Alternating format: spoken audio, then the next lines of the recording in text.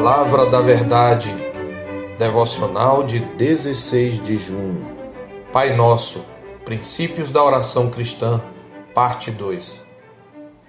Portanto, vós orareis assim: Pai Nosso que estás nos céus, santificado seja o teu nome.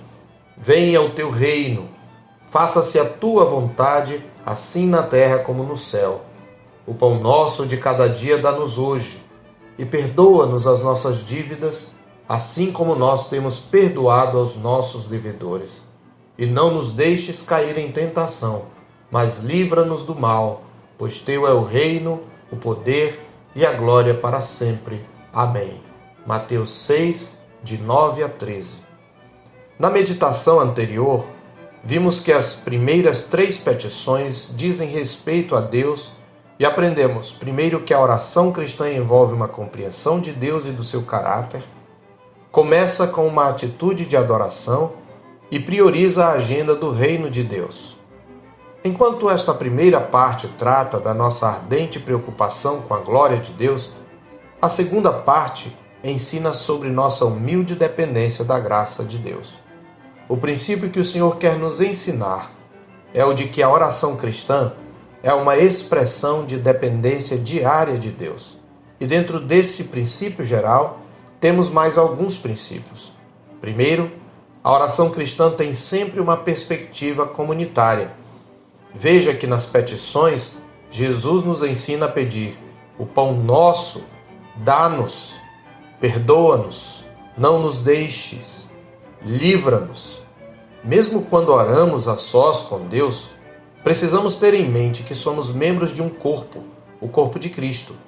Estamos diante de Deus representando um povo. Portanto, o nós tem prioridade sobre o eu, e as necessidades da comunidade têm precedência sobre as do indivíduo. Como observou Eugene Peterson, a oração modelo não é solitária, mas feita em comunidade. O contexto bíblico fundamental é a adoração. É por isso que o culto me parece ser o lugar certo. É o único contexto no qual podemos recuperar a profundidade do Evangelho. Mas não é verdade que somos tão individualistas que até mesmo quando oramos em grupo, priorizamos nossos interesses pessoais na oração? Contudo, o Senhor enfatiza essa perspectiva comunitária da oração. Em segundo lugar, nesta segunda parte aprendemos que a oração cristã é uma expressão de piedade com contentamento. Ele nos ensina a pedir: o pão nosso de cada dia dá-nos hoje. Pão aqui refere-se a tudo de que precisamos para o nosso sustento.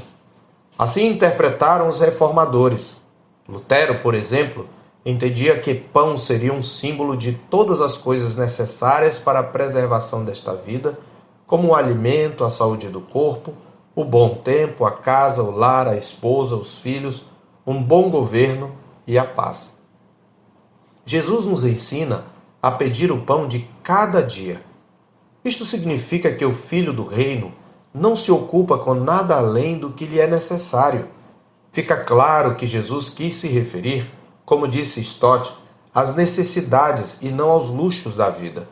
Como disse também certo autor, a singela palavra pão previne de todo luxo, toda ânsia de consumo e exorta para a simplicidade e o controle dos desejos.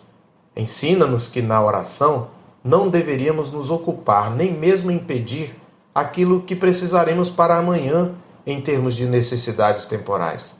E mesmo que possamos orar com vistas ao futuro, não devemos ser prisioneiros das preocupações com o dia de amanhã. Jesus diz isto explicitamente mais à frente, nos versículos 25 a 33, trecho que ele conclui dizendo: portanto, não vos inquieteis com o dia de amanhã, pois o amanhã trará os seus cuidados, basta ao dia o seu próprio mal. No versículo 34. Observe que é exatamente neste trecho que a oração está envolvida. Mais adiante, neste mesmo capítulo, Jesus advertirá seus discípulos contra a avareza, dizendo: não acumuleis para vós outros tesouros sobre a terra, onde a traça e a ferrugem corroem e onde ladrões escavam e roubam. Mas ajuntai para vós outros tesouros no céu, onde traça nem ferrugem corrói, e onde ladrões não escavam nem roubam. Porque onde está o teu tesouro, aí estará também o teu coração. Versículos 19 a 21.